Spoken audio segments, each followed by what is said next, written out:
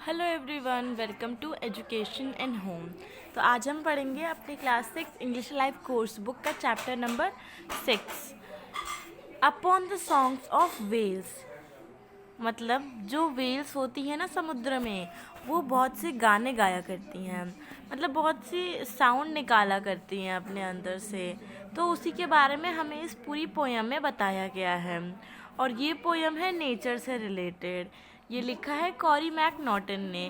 तो आपको राइटर का नाम हमेशा ध्यान में रखना है। तो अभी रीडिंग करते हैं।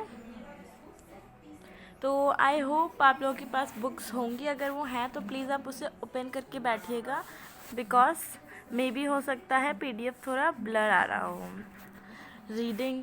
Do you know that blue whales and humpback whales sing. तो ब्लू वेल्स और हम्पैक वेल्स जो होती हैं, ब्लू वेल तो सबको पता है, हम्पैक वेल मतलब जिनका ऐसे हम्प निकला रहता है, ठीक है, ऐसे करके निकला रहता है।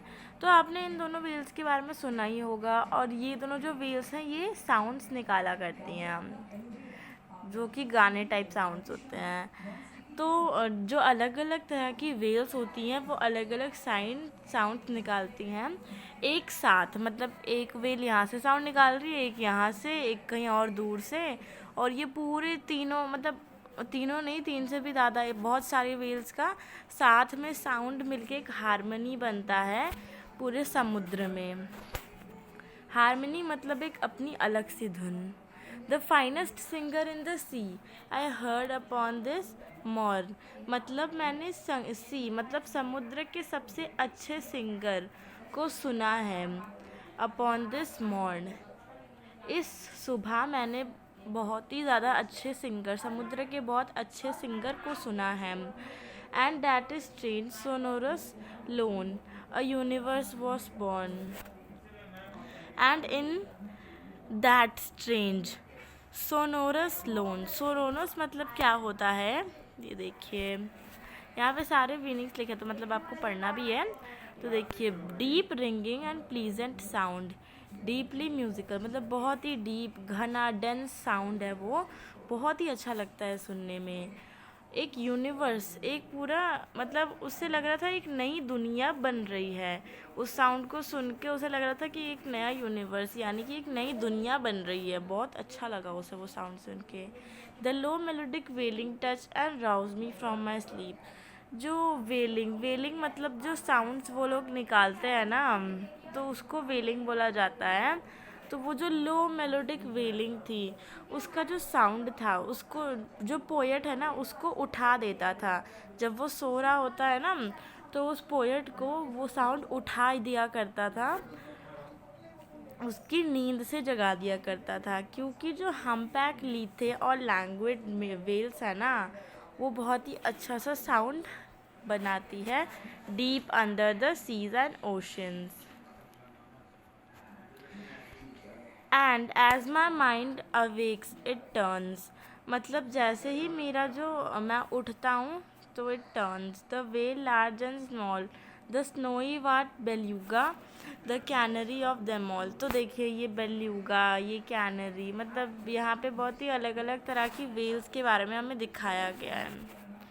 The clicking burst of sperm whales. देखिए, स्पर्म वेल, एक और वेल मिल गई हमें। ये क्लिक क्लिक करके उसका थोड़ा आवाज़ होता है। और कैलिफोर्निया ग्रे भी अलग आवाज़ निकालती है। The fin whale speaks across the sky. जो फिन व्हेल होती है वो पूरी सी के अक्रॉस बहुत अच्छा सा उसका साउंड होता है पूरे समुद्र भर में। To those a world away, बहुत दुनिया के आर पार। The short and long finned pilot whales. जो छोटी और लंबी फिंड मतलब फिन जिसकी होती है पायलट व्हेल्स की, विद विजल क्वाइट कॉम्प्लेक्स, और बहुत ही कॉम्प्लेक्स विजल।